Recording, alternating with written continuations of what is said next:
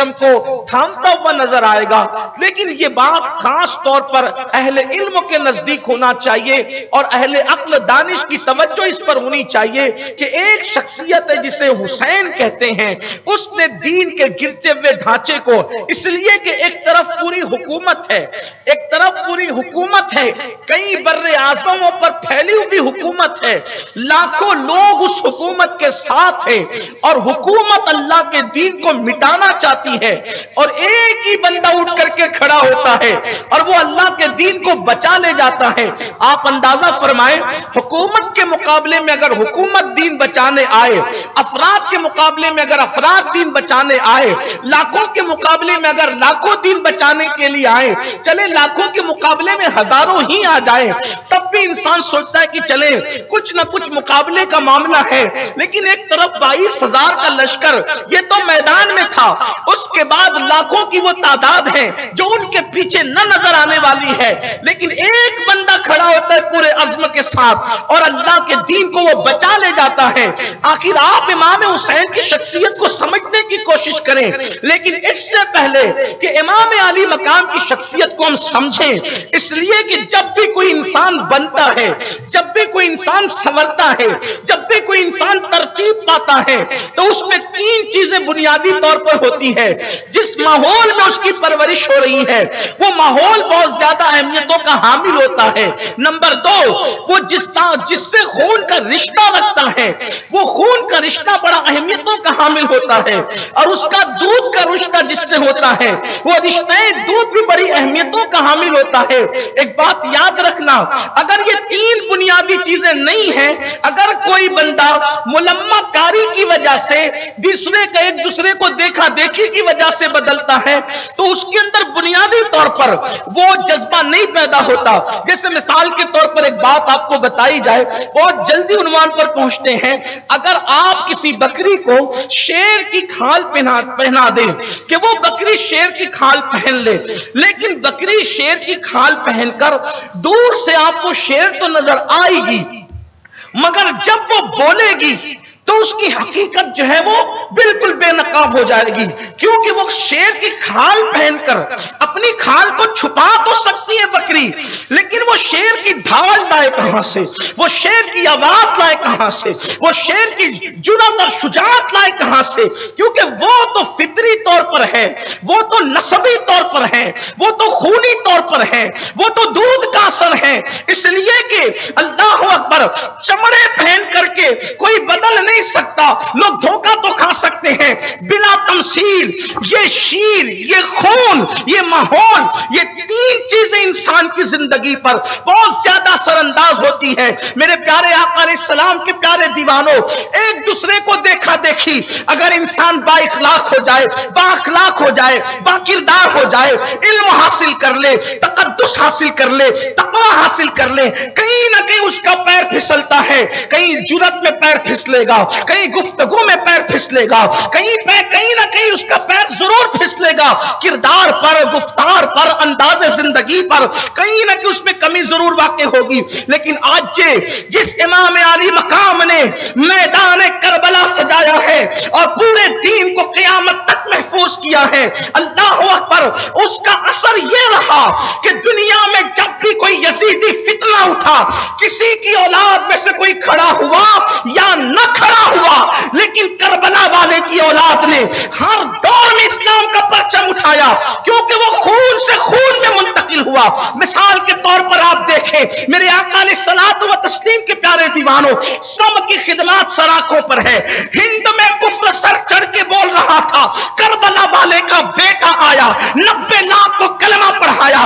Baghdad میں دین جو ہے وہ مٹ رہا تھا بلکہ مر رہا تھا، وہاں کربلا والے کا بیٹا آیا اور محی الدین بن کر کے دین کو نئی زندگی عطا کر دی. اسی طرح کلیر میں اللہ اکبر، زمین پر جس نے اللہ اللہ اہل جنت کی بارات اتارتی ہے وہ حضرت صابر علاؤالدین وہ بھی کلیری امام علی مقام کی نسل، اسی طریقے سے شاہ برکت اللہ مہروی، اللہ اکبر، جہاں آ کر کے لوگوں کے مقام اور مرتبے بلند ہوتے ہیں، جہاں آ کر کے علماء اللہ اکبر مجددیت کے مقام پر پہنچتے ہیں، جہاں آ کر کے تقوی معراج پر پہنچتا ہے، آخر وہ بھی تو نسل حسین سے متعلق ہے۔ اسی طریقے سے نظام الدین محبوب الہی دیکھیں، اسی طریقے سے مخدوم اشرف جہانگیر سمنانی دیکھیں، اسی طریقے سے سید احمد کبیر رفاعی دیکھیں، حتیٰ کہ آخری میں اللہ کے دین کا محافظ بن کر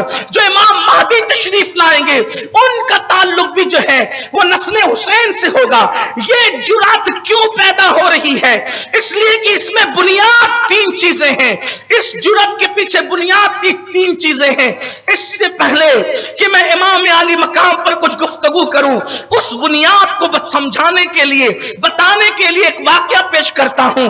یہ واقعہ نظم اللعالی کے اندر یہ کتاب ہے حضرت سید محمد بلگرامی رحمت اللہ علیہ کی، اور اس کا نام جو نظم اللعالی ہے یہ لؤلؤ یخرج منہم اللؤلؤ والمرجان، اس آیت سے اس کا نام اخذ کیا گیا ہے، نظم اللعالی۔ سید محمد بلگرامی نے بھی لعالی نام سے لکھا۔ اسی طریقے سے جو ہے وہ اسی گھرانے کے چشم چراغ، انہوں نے جن کا مزار مصر میں ہے، انہوں نے بھی لعالی کے نام سے کتاب لکھی۔ غرض کے لولو اس نسبت سے کئی کتابیں لعالی کے حوالے سے لکھی گئی، اس میں یہ واقعہ درج ہے جس کا مفہوم یہ ہے، جرات آتی کہاں سے ہے، جرات آتی کہاں سے ہے، ہمت آتی کہاں سے ہے؟ اس لیے کہ کچھ چیزیں انسان باہر سے سیکھتا ہے اور کچھ چیزیں انسان کے اندر سے آتی ہے۔ مثال کے طور پر جن کا تعلق بادشاہوں کی اولاد سے ہوگا اس میں کہیں نہ کہیں شاہی خاندان کا اثر مٹتے بھی رہے گا۔ مثال کے طور پر لوگ کہتے رسی جلی بل نہ جلا، ایسے میرے آقا علیہ السلام نے خود فرمایا اسلام میں نسب پہ فخر جائز نہیں، لیکن اللہ کے رسول نے فرمایا مومنوں کا جو امام ہوگا الائمۃ من القریش، کہ جو امام ہوگا امیر المومنین ہوگا وہ قریش سے ہوگا۔ کیوں؟ اس لیے کہ کسی ہلکے پھلکے کو لا کر بٹھائیں گے تو کئی 2 پیسے کے بدلے میں سودا نہ کر لے۔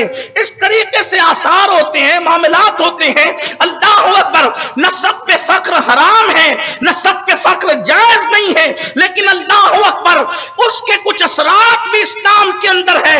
میرے آقا علیہ السلام کے پیارے دیوانوں، سیدنا فاروق اعظم رضی اللہ تعالیٰ عنہ غیر گزرے لوگوں کو جو ہے وہ امارت کے مقام پر فائز نہیں فرماتے تھے، آپ اس کی بھی تاریخ اٹھا کر دیکھ سکتے ہیں۔ میرے آقا علیہ الصلوۃ والتسلیم کے پیارے دیوانوں، جب تک اسلام کا پرچہ اماموں کی آل کے ہاتھوں میں رہا، ائمہ کی اولادوں کے ہاتھوں میں رہا، اس وقت نظام کچھ اور تھا، اور بعد میں جو نظام بدلا آپ اس کی تاریخ بھی پڑھ لیں، اس کی طرف نہیں جاتا۔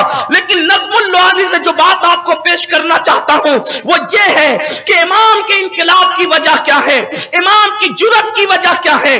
22,000 کا لشکر 22 آدمی کو دیکھ کر کے ایک انسان کے قدم اکھڑنے لگتے ہیں، سانسیں چڑھنے لگتی ہے، انداز بدلتا ہے، انسان کی بولی بدلتی ہے۔ لیکن قربان جائیں، اللہ اکبر، امام علی مقام کو سمجھنے کی کوشش کی جائے، معرفت حسین حاصل کرنے کی کوشش کی جائے۔ جب حضرت سیدنا امام زین العابدین کو آہو بکا کرتے روتے ان کے چھوٹے شہزادے حضرت امام زید نے سنا کہ بار بار روتے ہیں بابا، بار بار روتے ہیں بابا، بار بار روتے، ہر بار روتے۔ امام زین العابدین سید سجاد عابد بیمار امام الائمہ اللہ اکبر زین العباد رضی اللہ تبارک و تعالیٰ عنہ صرف روتے روتے روتے روتے ٹھنڈا پانی زندگی میں نہ پیا، ایک مکان تعمیر کر رکھا تھا جس کا نام بیت الحزن رکھا تھا، غم کا گھر رکھا تھا، وہاں عبادت کرتے، گریا وزاری کرتے، عجیب زندگی کا انداز تھا۔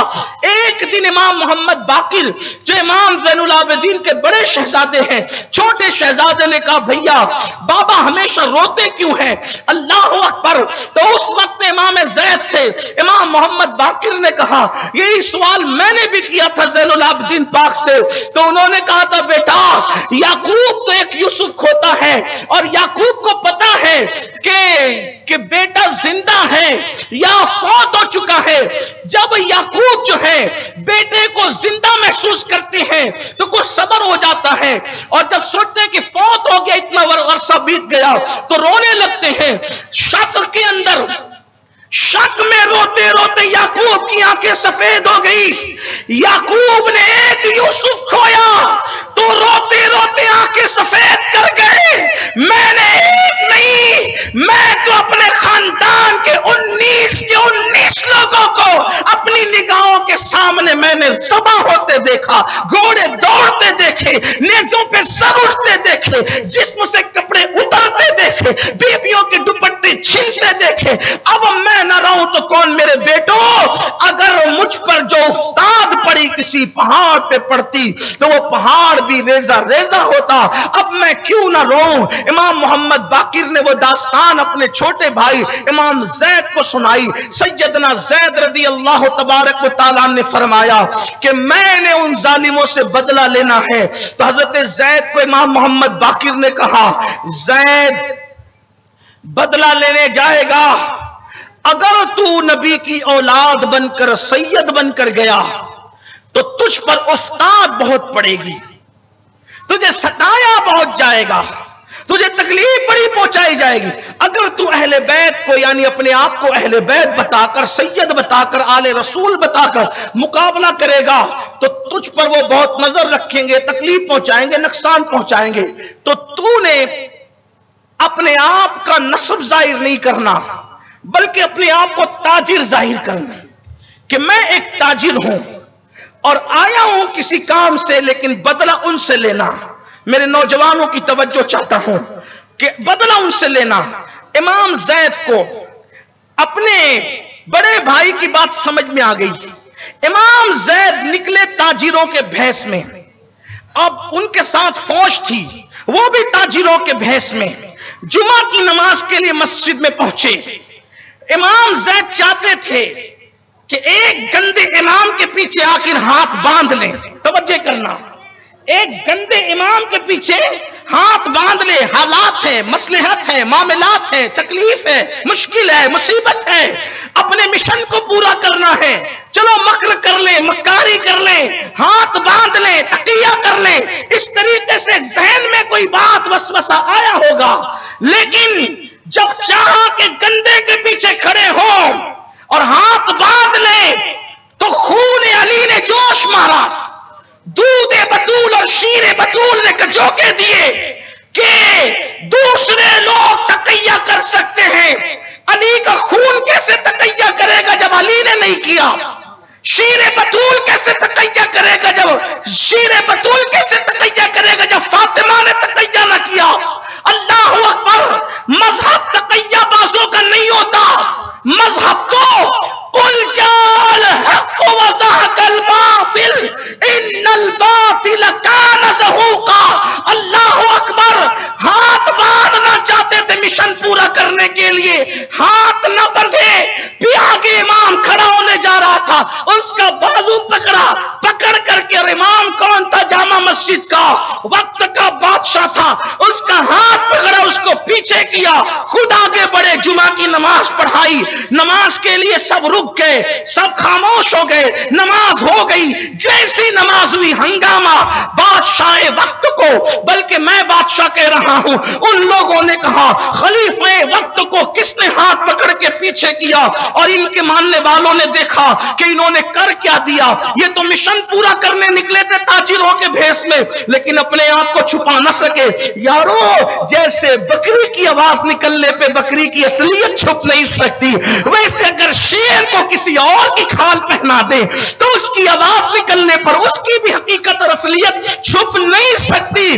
تو جس وقت جو ہے انہوں نے کہا بھیس میں تو تاجروں کے نکلے تھے، بدلہ لینے، باپ دادا کا بدلہ لینے، مشن پورا کرنے، یہ کیا کر دیا زید نے؟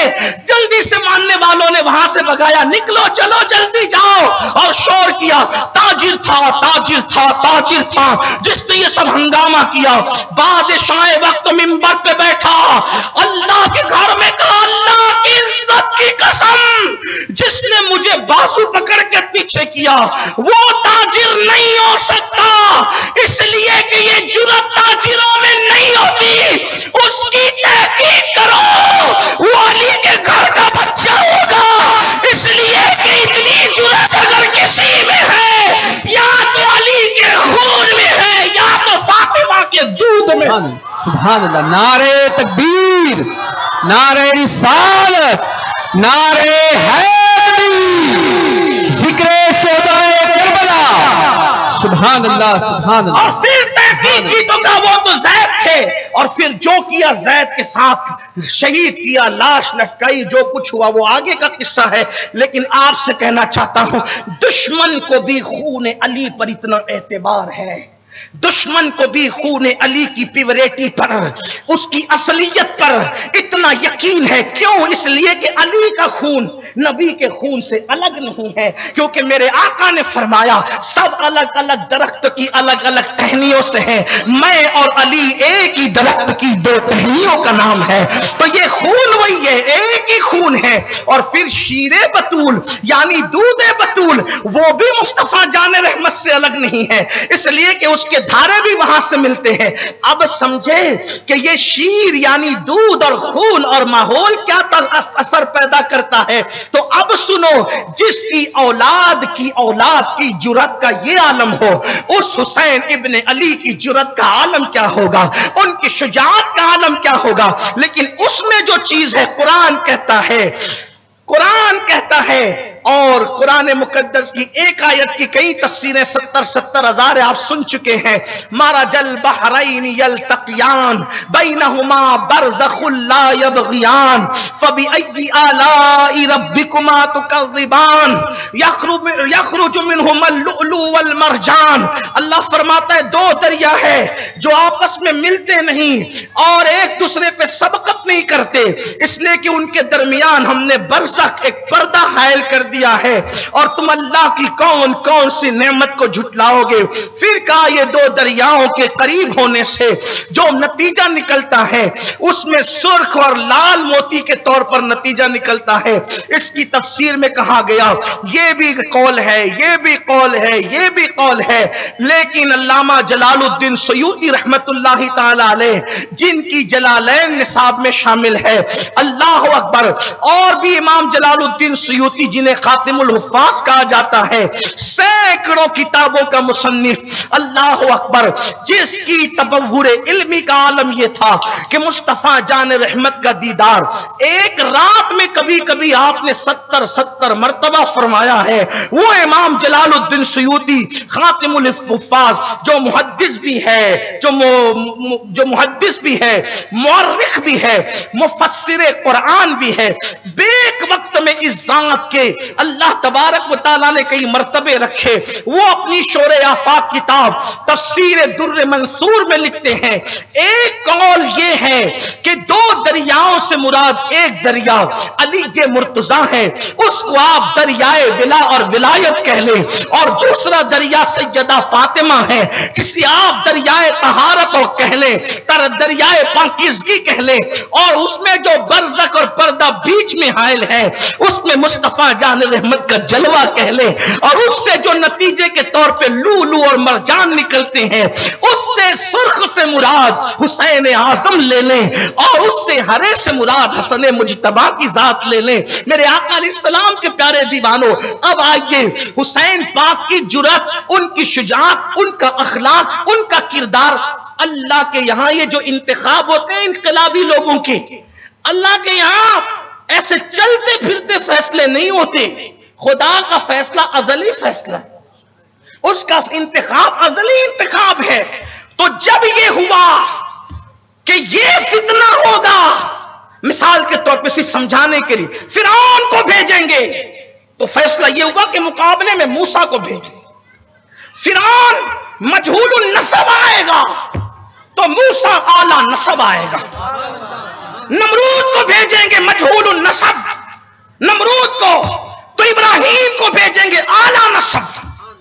اسی طریقے سے پوری داستان ہے، کہیں پر قارون ہوگا، کہیں موسیٰ ہوں گے، کہیں قوم عاد ہوگی، کہیں اس دور کے نبی ہوں گے، کہیں سمود ہوں گے اس دور کے نبی ہوں گے، کہیں مصری ہوں گے، کہیں ان کے مقابلے میں یوسف ہوں گے علیہ السلام. اللہ اکبر. تو یہ بھی تو فیصلے ہوئے کہ جب محمد الرسول اللہ کو بھیجیں گے تو اس وقت ابو جہل جیسا بدبخت ہوگا تو محمد الرسول اللہ کو بھیجا جائے گا، ولید ابن مغیرہ ہوگا محمد الرسول اللہ کو یعنی وقت کے سارے بدماش ایک ساتھ جمع ہو جائیں گے. تو اس وقت جامع الصفات، تمام صفات کے جامع محمد الرسول اللہ کو سر کے بالوں سے لے کے پیر کے ناخن تک اپنی برہان، اپنی دلیل اور اپنے گویا کے جلووں کا عکس کامل بنا کر، اپنا پرتبے کامل بنا کر، اپنی ذات کے انوار کا آئینہ بنا کر بھیجیں گے. اللہ اکبر. تاکہ ان جیسے بدماش اگر نہ ملے ان کافروں کی طرح تو ان جیسی شان والی ہستی بھی کسی کو نہ ملے. اللہ اکبر. یہ مرتبے ہوں گے، یہ شان ہوگی. تو یہ بھی تو ہوا جب یزید جیسے پلید کو بھیجیں گے تو مقابلے میں حسین جیسی ہستی کو دین بچانے کے لیے بھیجیں گے. اللہ اللہ. ماں ہوگی فاطمہ جیسی، بابا ہوگا علی جیسا. اب یاد رکھنا، آج بھی لوگ کہتے ہیں حسین کیوں نہیں آتے، بیت المقدس پر وقت حسین کیوں نہیں آتے، لوگ کہتے ہیں مسجدوں پہ وقت حسین کیوں نہیں آتے، لوگ کہتے ہیں قرآن پہ وقت ہے حسین کیوں نہیں آتے، لوگ کہتے ہیں دین پہ وقت ہے حسین کیوں نہیں آتے. میں کہتا ہوں حسین سے پہلے کوئی حسین نہیں آیا میرے عزیز، اور اب قیامت تک کوئی حسین آنے والا نہیں ہے. میرے آقا نے فرمایا، صحیح کی روایت ہے، اللہ نے یہ دو نام حسن حسین چھپا رکھے تھے. اللہ اکبر. اللہ نے کوئی نام نہیں چھپایا، لیکن رسول اللہ فرما رہے ہیں دو نام چھپا کے رکھے. غیرت الہیہ کا اظہار تو دیکھیں، یہ دو نام چھپا کے رکھے. کیوں چھپائے؟ نہ کوئی حسن سے پہلے حسن ہوگا، نہ کوئی حسین سے پہلے حسین ہوگا. کیوں؟ اس لیے کہ نبی سے پہلے اگر یہ نام رہتے تو نبی کے پہلے تو لوگ کفر کرتے تھے، لوگ شرک کرتے تھے، ماؤں کے ساتھ زنا کرتے تھے. قدرت کو یہ منظور نہ تھا کسی مشرک کا نام حسن ہو، کسی مشرک کا نام حسین ہو، کسی جاہل کا نام حسن ہو، کسی جاہل کا نام حسین ہو. اور اب بھی دنیا میں کوئی حسن حسین نہیں ہے. جن کے نام حسن ہے اس کے آگے غلام چھپا ہوا ہے.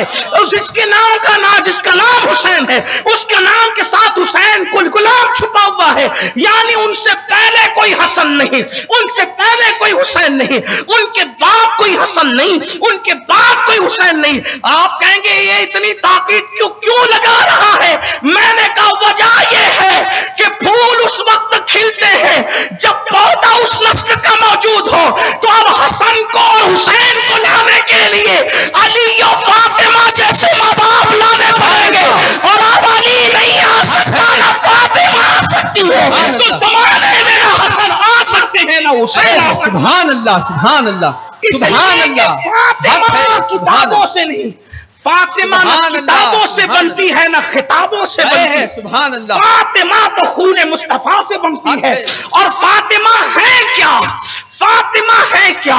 میں پوری دنیا کے اہل علم سے کہتا ہوں ذرا مجھے کوئی ایک مرتبہ حضور کے موئے مبارک کی اصلیت لکھ کر کے دے دے کہ یہ ہے کیا موئے مبارک، کیا ہے یہ موئے مبارک؟ کا مطلب حضور کے بال شریف، اس کی توہین کفر، اس کی بے ادبی کفر. یہ تمام اسلام کے مکاتب فکر کے نزدیک. کیوں؟ اس لیے کہ حضور کے بال ہیں. اس بال کی شان یہ ہے. شاہ عبد الرحیم، شاہ عبد الرحیم کون؟ شاہ ولی اللہ کے ابا. شاہ عبد الرحیم کون؟ عبد العزیز، شاہ عبد العزیز محدث کے دادا. شاہ عبد الرحیم کون؟ اسماعیل دہلوی کے پردادا. آپ غور فرمائیں، یعنی یہ ایسا بندہ شاہ عبد الرحیم جس کا بیٹا مجدد، جس کا پوتا مجدد، اور جس کا بیٹا محدث، پوتا محدث، پر پوتا محدث، لکڑ پوتا محدث، پکڑ پوتا محدث، محدثوں کا خاندان ہے یہ، اور یہ محدث لوگ نہیں، یہ محدث لوگ ہیں، فاروق اعظم کی اولاد میں سے ہیں۔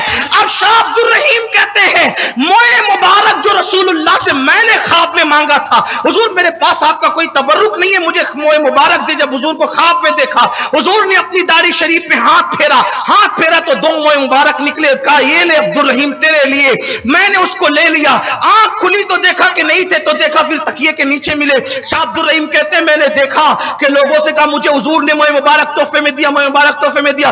اس نے ان لوگوں نے کہا ہم نہ مانیں گے جب تک امتحان نہ لیں گے، توجہ کرنا، ہم نہ مانیں گے جب تک امتحان نہ لیں گے۔ کہا میں تو امتحان لینے نہیں دوں گا، اس لیے کہ رسول اللہ کے موئے مبارک کا کوئی امتحان لیتا ہے۔ لیکن جب گروپ بن گئے، لوگ نہیں مانے، تو لوگوں نے کہا امتحان دینے میں عبد الرحیم جاتا کیا ہے؟ شاہ عبد الرحیم نے کہا کیا امتحان؟ تو کہا رسول اللہ جب چلتے تھے تو حضور کے وجود پر جو ہے وہ سایہ پڑتا تھا، سایہ بادل کا سایہ، حضور جب چلتے تھے تو بادل سایہ کرتا تھا۔ یہ حجت اللہ علی العالمین میں، شواہد النبوہ میں، اور جو ہے وہ معارج النبوہ میں، اسی طریقے سے مدارج النبوہ میں بڑی بڑی یہ کتاب سیرت کی ہے، امام قسطلانی نے، اسی طریقے سے بدر الدنینی نے، ان سب بزرگوں نے لکھا حضور چلتے تھے تو بادل سایہ کرتا تھا۔ ایک دن میں نے سوچا کہ کیوں سایہ کرتا تھا، تو کبھی یہ سوچا گیا کہ بادل اس لیے سایہ کرتا تھا کہ دھوپ سے حضور کو بچا لے، لیکن کبھی عشق والے کچھ اور بڑھ کے سوچتے ہیں، کہا کہ بادل اس لیے سایہ کرتا تھا کہ سورج کے اور حضور کے بیچ میں پردہ حائل کر دے، کیونکہ سورج کی اتنی اوقات نہ تھی کہ محبوب کو آنکھ بھر کر کے دیکھ سکے، لوگ اس کو آنکھ بھر کے نہیں دیکھ سکتے، یہ محبوب کو آنکھ بھر کے نہیں دیکھ سکتا، اس لیے قدرت نے انتظام کیا کہ ہم بادل کا سایہ کر دیتے ہیں تاکہ وہ بھی اپنی اوقات میں رہے، کیونکہ اس کی حیثیت کیا ہے، نور کی خیرات لینے دوڑتے ہیں مہربان، اٹھتی ہے کہ شان سے گرد سواری واہ واہ، جو انگلی کے اشارے پر واپس پلٹ کر کے آتا ہو، اللہ و سورج الٹے پاؤں پلٹے، چاند اشارے سے ہو چار، یہ بات بار بار آپ سنتے رہتے ہیں۔ لیکن عرض یہ کر رہا تھا، شاہ عبد الرحیم کو لوگوں نے کہا حدیث میں ہے کہ جب حضور چلتے تھے تو بادل سایہ کرتے تھے، موئے مبارک گھر کے باہر کرو، لوگ دیکھ لیں کہ بادل سایہ کرتا ہے کہ نہیں کرتا۔ کہا دلی کی کڑکڑاتی ہوئی دھوپ تھی، جیسے موئے مبارک باہر آئے بادل نے اس پر بھی سایہ کرنا شروع کر دی، لوگ مان گئے کہ موئے مبارک ہے۔ اب اس میں اتنا بتانا چاہتا ہوں مسلمانوں، مومنوں، ایمان والوں، حضور کے موئے مبارک کی شان یہ ہے، آج بھی اس کا مقام مرتبہ یہ ہے۔ آپ بتاؤ جب حضور کے بال اقدس کی شان کو، مقام کو، مرتبے کو کوئی بیان نہ کر سکے گا، نہ کر سکا ہے، نہ کر سکتا ہے، جب حضور کے بال مبارک بیان نہیں ہو سکتے تو سیدہ طیبہ طاہرہ عابدہ زاہدہ راکعہ ساجدہ عالمہ غیر معلمہ ام ابی حاس ام الحسنین ملکہ فردوس بری ام الحسنین سیدہ فاطمہ، سبحان اللہ، شان کو کوئی کیا بیان کرے، کیونکہ رسول اللہ نے ان کو اپنا ہاتھ نہیں کہا، اپنی ہتھیلی نہیں کہا، اپنا بازو نہیں کہا، اپنے بال نہیں کہا۔ آقا فرماتے ہیں فاطمہ تو بدا تو منی، جو حسین کی ماں ہے وہ فاطمہ میرے جگر کا ٹکڑا۔ سبحان اللہ، سبحان اللہ، سبحان اللہ، سبحان ٹکڑا، اللہ، جگر کا ٹکڑا۔ جب ماں فاطمہ ملتی ہے تب حسین پیدا۔ حق ہے، کون سی ماں فاطمہ؟ حق ہے، بابا اور ماں پر دو چار جملے سن۔ آج لوگ کہتے ہیں بچے اچھے کیوں پیدا نہیں ہوتے؟ ایک انگریز مفکر نے کہا تھا تم مجھے اچھی ماں دے دو، اچھی مائیں دے دو۔ ایک انگریز مفکر نے کہا تھا تم مجھے اچھی مائیں دے دو، میں تمہیں اچھی قوم دوں گا۔ آج چیٹر بچے کیوں پیدا ہو رہے ہیں؟ آج جوا کھیلنے والے بچے کیوں پیدا ہو رہے ہیں؟ آج ہاتھوں سے موبائل چھین کر بھاگنے والے بچے کیوں پیدا ہو رہے ہیں؟ آج زانی، شرابی، آوارہ گردی کرنے والے بچے کیوں پیدا ہو رہے ہیں؟ کیونکہ ماؤں کا کردار بدل گیا۔ حسین جب پیدا ہوئے تو ماں ایسی بے مثال تھی، بے مثال حسین کے لیے ماں بھی بے مثال۔ میرے آقا فرماتے میری بیٹی فاطمہ جنتی حور ہے دنیا میں، کیونکہ عورتیں ہر مہینہ جس مقام اور منزل سے گزرتی ہے ناپاکی کی، میری بیٹی اس مقام سے کبھی نہیں گزرتی۔ وہ ہمیشہ پاک رہتی ہے. دنیا کی کوئی عورت نے مہینے بھر نماز نہیں پڑھی، لیکن ایک سیدہ فاطمہ ہے جو مہینے بھر نماز پڑھتی تھی. اللہ اکبر. حیا کے پردے میں اس سے بڑھ کے کوئی بات میں نے نہیں کرنا. اس کے بعد سیدہ فاطمہ وہ خاتون کا نام ہے، میرے آقا علیہ السلام کے دیوانوں، نبی کی شہزادی ہے، ام المومنین سیدہ طیبہ طاہرہ اما جان سیدہ عائشہ صدیقہ سلام اللہ علیہا فرماتی ہیں کہ میں نے دیکھا کہ رسول اللہ سے بولنے میں، چلنے میں، سخاوت میں، اداؤں میں اور چہرے مہرے میں سب سے زیادہ، آواز میں، گفتگو میں سب سے زیادہ اگر کوئی مشابہ شخصیت میں نے دیکھی ہے تو رسول اللہ کے سب سے زیادہ کسی کو مشابہ دیکھا ہے تو میں نے فاطمہ بنت محمد کو دیکھا ہے. رسول اللہ کا چہرہ دیکھنا ہو فاطمہ کو دیکھ لیتے، حضور کی آواز کی چاشنی سننی ہو فاطمہ کی آواز سن لیتے، حضور کی سخاوت کے جلوے دیکھنے ہو فاطمہ کی سخاوت کو دیکھ لیتے. گویا کہ اٹھنا بیٹھنا چلنا پھرنا ہو بہو انداز مصطفیٰ جان رحمت کی طرح اپنے بابا کی طرح تھی. اسی لیے ایک دیوانے نے کہا ہے شکل میں سخا و جود میں، شکل میں سخا و جود میں، شکل میں سخا و جود میں باپ کی شبیہ ہے فاطمہ. شکل میں سخا و جود میں باپ کی شبیہ ہے فاطمہ. اور بھیک مجھ کو بے طلب دیا، تو بڑی سخی ہے فاطمہ. جبرائیل آئے پوچھ کر وہ تیری گلی ہے فاطمہ. اور پھول ہے حسین اور حسن پار ساتھ کلی ہے فاطمہ. کیوں کھڑے ہیں سید الرسل دیکھو آ رہی ہے فاطمہ. کیوں کھڑے ہیں سید الرسل وہ دیکھو آ رہی ہے فاطمہ. جس کے آنے پر حضور کھڑے ہو جائیں وہ حسین پاک کی امی سیدہ فاطمہ ہے. جن کو اپنے جگہ پر بٹھائے ایک دو مرتبہ نہیں، رو ہمیشہ کا معمول اپنے نشست پر بٹھائے وہ سیدہ فاطمہ ہے. جس کی پیشانی حضور چما کریں وہ سیدہ فاطمہ ہے. جس کے لیے کہیں فدا کے امی وابی یا فاطمہ، حسین کی امی وہ سیدہ فاطمہ ہے. یہ سارے فضائل آپ سن چکے ہیں، لیکن ان کا اپنا کردار جس نے حسین پیدا کیا. کیا